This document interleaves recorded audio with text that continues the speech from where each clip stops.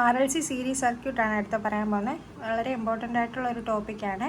അപ്പോൾ R L C series ആയിരിക്കും. അപ്പോൾ ഇതിന് മൂന്നിന് അക്രോസ് ആയിട്ടുള്ള വോൾട്ടേജും ഡിഫറെൻ്റ് ആയിരിക്കും. ആറിന് അക്രോസ് ആയിട്ടുള്ള വോൾട്ടേജ് വി ആർ, എല്ലിന് അക്രോസ് വി സി, എല്ലിന് അക്രോസ് വി എൽ, സിക്ക് across V C. Okay, V R എന്ന് പറയുന്നത് ഐ ഇൻറ്റു ആർ ആയിരിക്കും, വി എൽ എന്ന് പറയുന്നത് ഐ ഇൻറ്റു എക്സ് എൽ ആയിരിക്കും, V C equal to I into X C ആയിരിക്കും. ഓക്കെ, ആർ എന്ന് പറയുമ്പോൾ റെസിസ്റ്റൻസ്, അതിന് ഇക്വലൻ്റ്. ഇപ്പോൾ ഇൻഡക്ടറിലുള്ള ആ റെസിസ്റ്റൻസ് ആണ് എക്സ് എൽ എന്ന് പറയുന്നത്. ഇനി കപ്പാസിറ്ററിൻ്റെ റെസിസ്റ്റൻസ് എന്ന് പറയുന്നതാണ് എക്സ് സി.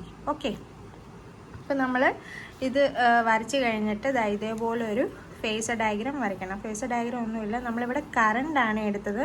നമ്മൾ ഇത് സെപ്പറേറ്റ് പഠിച്ച സമയത്ത് ആർ എൽ സി സെപ്പറേറ്റ് പഠിച്ച സമയത്ത് ഫേസർ റെഫറൻസ് ആയിട്ട് എടുത്തിരിക്കുന്നത് വോൾട്ടേജ് ആണ്. ഇവിടെ നമ്മൾ കറണ്ടാണ് എടുത്തിരിക്കുന്നത്, രണ്ടും കൂടി തിരിഞ്ഞു പോകരുത്. അപ്പോൾ കറണ്ടാണ് നമ്മൾ ഫേസറായിട്ട് എടുത്തിരിക്കുന്നത്, നമ്മുടെ റെഫറൻസ് ആയിട്ട് എടുത്തിരിക്കുന്നത്. അപ്പോൾ കറണ്ടിന് ഇൻ ഫേസ് ആയിരിക്കും റെസിസ്റ്റൻസ് എന്ന് പറയുന്നത്. ഇല്ല, റെസിസ്റ്റൻസിൻ്റെ സർക്യൂട്ടിൽ വോൾട്ടേജും കറണ്ടും ഇൻ ഫേസ് ആയതുകൊണ്ട് അതേ ഡയറക്ഷനിൽ തന്നെയായിരിക്കും നമ്മൾ വി ആർ വരയ്ക്കുക. പക്ഷേ ഇൻഡക്ടർ വി എൽ വരയ്ക്കുമ്പം എന്ത് ചെയ്യണം, ഐ നിന്ന് കുറച്ച് കറണ്ട് എന്ത് ചെയ്യും, വോൾട്ടേജിനെ ലാഗ് ചെയ്യും. അപ്പോൾ വോൾട്ടേജ് ഇവിടെയാണ് ഇരിക്കുന്നതെങ്കിൽ വോൾട്ടേജ് കഴിഞ്ഞിട്ടായിരിക്കും കറണ്ട് വരുന്നത്. ഓക്കെ, തിരിച്ച് ചിന്തിച്ച് കഴിഞ്ഞാൽ കറണ്ട് ഇവിടെ ഇരുന്ന് കഴിഞ്ഞാൽ വോൾട്ടേജ് ആയിരിക്കും ആദ്യം പോണത്, അല്ലേ? കറണ്ട് ഇവിടെ ഇരുന്ന് കഴിഞ്ഞാൽ ലാഗിങ് സർക്യൂട്ടാണ് ഇൻഡക്ടർ എന്ന് പറയുന്നത്. അതുകൊണ്ട് വി എൽ നമ്മൾ മുകളിലോട്ട് വരയ്ക്കും.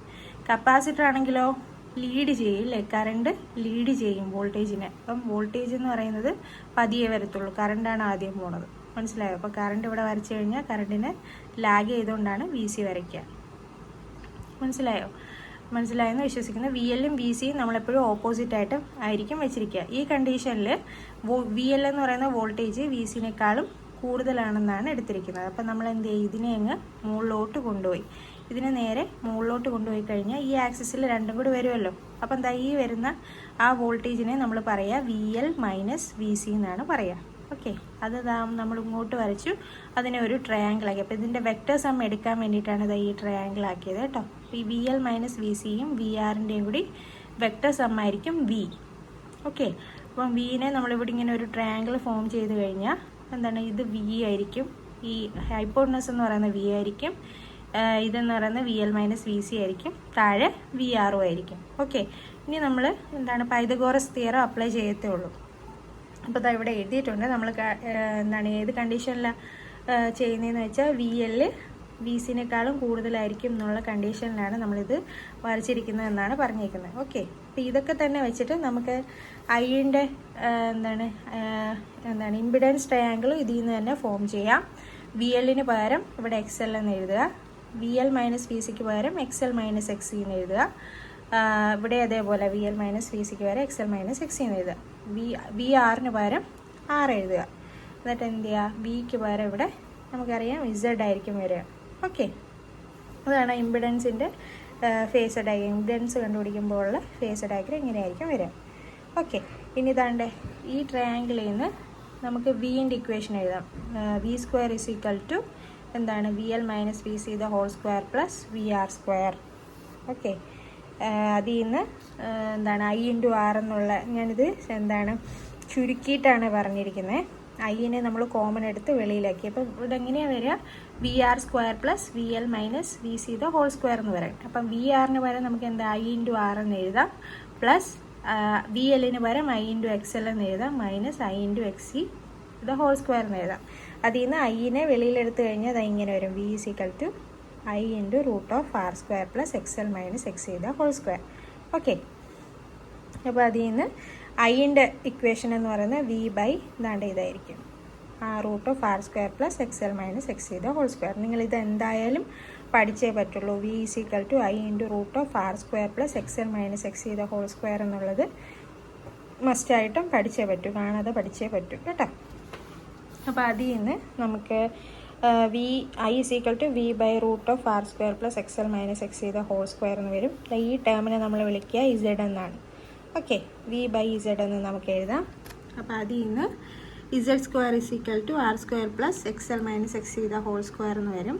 ഇനി കോസ് ഫൈവ് പവർ ഫാക്ടർ എന്ന് പറയുന്നത് ആർ ബൈ ഇസഡ് ആയിരിക്കും. ഇസഡ് എന്ന് പറയുന്നത് ഇതല്ലേ, Z is equal to root of R square plus X L minus X C the whole square. Okay, അത് ഇത് വെച്ചിട്ട് പ്രോബ്ലമൊക്കെ ചോദിക്കാനായിട്ട് സാധ്യതയുണ്ട്. അപ്പം അങ്ങനെ ചോദിക്കുകയാണെങ്കിൽ ഒന്നുമില്ല, ഇതിനകത്തൊക്കെ വാല്യൂസ് ജസ്റ്റ് ആറും എല്ലും സി ഒക്കെ തന്നിട്ടുണ്ടാവും. വാല്യൂസ് സബ്സ്റ്റിറ്റ്യൂട്ട് ചെയ്താൽ കണ്ടുപിടിക്കാവുന്നേ ഉള്ളൂ. ചിലപ്പം ഇസഡ് ചോദിച്ചേക്കാം. ഇസഡ് ചോദിച്ചു കഴിഞ്ഞാൽ ആറും എല്ലും എക്സെല്ലും എക്സിയും തരണമെന്നില്ല, ആറും എല്ലും സിയും തരാം. ആറും എല്ലും സിയും തന്നു കഴിഞ്ഞാൽ അതിൽ നിന്ന് എക്സെൽ എങ്ങനെ കണ്ടുപിടിക്കുക? X L is equal to 2πfl. Okay, X is equal to 1/2πfc. Okay, അതൊക്കെ അറിയില്ല. എക്സെൽ എന്ന് പറയുന്നത് ഇസ് ഈക്വൽ ടു 2πfl എന്നാണ്. X C is equal to 1/2πfc എന്നാണ്. ഓക്കെ, എല്ലിൻ്റെ വാല്യൂവും സിൻ്റെ വാല്യൂ ഒക്കെ തരും. അതിൽ നിന്ന് എക്സെല്ലും എക്സ് സിയും കണ്ടുപിടിക്കുക. ഇത് എക്സെല്ലാണ്. ആറും എല്ലും സിയും ഒക്കെ തന്നിട്ട് ഇസഡ് കാണാൻ ചോദിച്ചു കഴിഞ്ഞാൽ അതുകൊണ്ട് ഈ ഇക്വേഷനകത്തോട്ട് r² + xl - xc ഹോൾ സ്ക്വയറിനകത്തോട്ട് സബ്സ്റ്റിറ്റ്യൂട്ട് ചെയ്താൽ മതി. ഓക്കെ, ഇപ്പോൾ എക്സ് സിൻ്റെ ഇക്വേഷൻ എന്ന് പറഞ്ഞാൽ 2πfl ആണ്. സോറി, എക്സെല്ലിൻ്റെ ഇക്വേഷൻ എന്ന് പറയുന്നത് excel is equal to 2πfl ആണ്. X C is equal to 1/2πfc ആണ്. അപ്പം ഇതിൽ നിന്ന് എക്സെല്ലും എക്സിയും കണ്ടുപിടിക്കണം. എന്നിട്ട് എന്ത് ചെയ്യണം? അതിനകത്തോട്ട് സബ്സ്റ്റിറ്റ്യൂട്ട് ചെയ്ത് കഴിഞ്ഞാൽ ഇസഡ് കിട്ടും. r/z ചെയ്ത് കഴിഞ്ഞാൽ നമുക്ക് പവർ ഫാക്ടർ cos 5 കിട്ടും. ഇനി ഈ സർക്യൂട്ടിലെ പവർ കൺസ്യൂംഡ് എന്ന് പറയുന്നത് is equal to VI cos 5 ആയിരിക്കും. വോൾട്ടേജും കറണ്ടും പിന്നെന്താ പവർ ഫാക്ടറും കൂടി മൾട്ടിപ്ലൈ ചെയ്യുന്നതായിരിക്കും പവർ കൺസ്യൂംഡ് എന്ന് പറയുന്നത് RLC സർക്യൂട്ടിൽ. ഓക്കെ, ഇനി റെസൊണൻസ് എന്തെന്ന് വെച്ച് കഴിഞ്ഞാൽ ഏതോ ഒരു ഫ്രീക്വൻസിയുടെ സമയത്ത് നമ്മൾ കൊടുക്കുന്ന സപ്ലൈയിൽ ഏതോ ഒരു ഫ്രീക്വൻസിയിൽ ഈ പറഞ്ഞ എക്സെല്ലും ഇൻഡക്റ്റീവ് റിയാക്റ്റൻസും കപ്പാസിറ്റീവ് റിയാക്റ്റൻസും ഈക്വൽ ആവും. ഓക്കെ, അപ്പോൾ ഇസഡ് എന്ന് പറയുന്നത് ഇസഡിൻ്റെ ഇക്വേഷൻ എന്താ? √r² + xl - xc whole square ആണ്. സ്ക്വയർ ഉണ്ട് കേട്ടോ, സ്ക്വയറാണ്. അപ്പോൾ ഇതെന്താവും? എക്സെല്ലും എക്സി ഈക്വൽ ആയി കഴിഞ്ഞാൽ ഈ ടേം അങ്ങ് 0 ആയി പോകും അല്ലേ? അപ്പോൾ എന്താ? Z is equal to √r² എന്ന് വരും. എന്ന് വെച്ചാൽ എന്താ? Z is equal to r. Impedance റെസിസ്റ്റൻസിന് ഈക്വൽ ആവും. ഈ സമയത്ത് എന്താ? ഈ റെസിസ്റ്റൻസ് ഇല്ല, ഈ ഡ്രോപ്പ് അവിടെ ഇല്ല. അപ്പം Z is equal to r ആവും. അപ്പം നമുക്ക് കിട്ടുന്ന കറണ്ട് എന്ന് പറയുന്നത് എന്തായിരിക്കും? മാക്സിമം കറണ്ട് ആയിരിക്കും ഈ സിറ്റുവേഷനിൽ കിട്ടുന്നത്. At a certain frequency of supply, inductive reactance become equal to the capacitive reactance. This frequency is known as resonant frequency, FR. Okay, the whole voltage applied drop across എന്ന് വെച്ചാൽ കൊടുത്ത മൊത്തം applied വോൾട്ടേജും drop ആവുന്നത് എവിടെയായിരിക്കും? റെസിസ്റ്റൻസിലായിരിക്കും. അതായത് മറ്റേത് രണ്ടും 0 ആണ്. ഇനി റെസൊണൻസ് ഫ്രീക്വൻസിയുടെ ഇക്വേഷൻ കണ്ടുപിടിക്കാനായിട്ട്, ഇക്വേഷൻ ഡിറൈവ് ചെയ്യാനായിട്ട് ചോദിക്കും. അപ്പോൾ എക്സെല്ലും എക്സ് സി ഈക്വൽ ആവുന്ന സമയത്ത് എക്സെല്ലിന് നമുക്ക് എൽ ഒമേഗ എന്ന് എഴുതാം. അത് വേണ്ട, എൽ ഒമേഗയും 1/c ഒമേഗയും കൂടി കൺഫ്യൂഷൻ ആകണ്ട. പകരം നമുക്ക് എന്ത് എഴുതാം? നേരത്തെ ഞാൻ പറഞ്ഞില്ലേ 2πfl 1/2πfcയും അത് തന്നെ സബ്സ്റ്റിറ്റ്യൂട്ട് ചെയ്ത് ചെയ്യാം. എക്സെല്ലും എക്സിക്കും പകരം വേണ്ടേ, ഇവിടെ എക്സെല്ലിന് പകരം 2πfl എന്ന് എഴുതാം. ഇവിടെ എഫിന് FR എന്ന് കൊടുത്തിരിക്കുന്നത് റെസൊണൻറ്റ് ഫ്രീക്വൻസി ആയതുകൊണ്ടാണ് കേട്ടോ. 1/2πfc. ഇവിടെ എഫ് എന്ന് ഉദ്ദേശിക്കുന്നത് റെസൊണൻറ്റ് ഫ്രീക്വൻസിയാണ്. അപ്പോൾ ഇത് രണ്ടും കൂടി അഡ്ജസ്റ്റ് ചെയ്ത് എഴുതുമ്പം നമുക്ക് ഇതിൽ നിന്ന് FR ആണ് വേണ്ടത് അല്ലേ? അപ്പോൾ എന്ത് ചെയ്യുക? ഈ 2πfrഉം ഈ 2πfrഉം ഇവിടെ ഡിവൈഡ് ആയതുകൊണ്ട് ഇതിനെ ഞാൻ ഇപ്പുറം കൊണ്ടുവന്നു. അപ്പോൾ 2πfrൻ്റെ സ്ക്വയർ ഇസ് ഈക്വൽ ടു 1/ ഈ എൽ ഇങ്ങോട്ട് വരും, 1/CL എന്ന് വരും. ഓക്കെ, അപ്പം FRൻ്റെ സ്ക്വയർ മാത്രം ഇവിടെ ഇട്ടിട്ട് ഈ 2πനെ ഞാൻ ഇങ്ങ് കൊണ്ടുവരികയാണ്. ഓക്കെ, അപ്പോൾ എന്താ? FR² is equal to 1/2π whole square into C into L എന്ന് വരും. FR എന്ന് പറയുന്നത് അപ്പോൾ ഇത് FRൻ്റെ സ്ക്വയർ അല്ലേ, റെസൊണൻറ്റ് ഫ്രീക്വൻസിയുടെ സ്ക്വയർ. അപ്പോൾ frequency is equal to resonant frequency is equal to ഇതിൻ്റെ റൂട്ട് എടുത്താൽ മതി അല്ലേ? റൂട്ട് എടുക്കുമ്പോൾ ഈ സ്ക്വയർ അങ്ങ് പോകും. അപ്പോൾ എന്താ? 1/2π √LC. ഇത് ഇതിൻ്റെ ഡെറിവേഷൻ ചോദിച്ച് കണ്ടിട്ടുണ്ട് കേട്ടോ.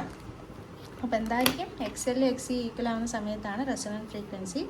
റെസൊണൻറ്റ് ഫ്രീക്വൻസി അപ്പോൾ എക്സെല്ലിന് പകരം നമുക്ക് എന്ത് എഴുതാം?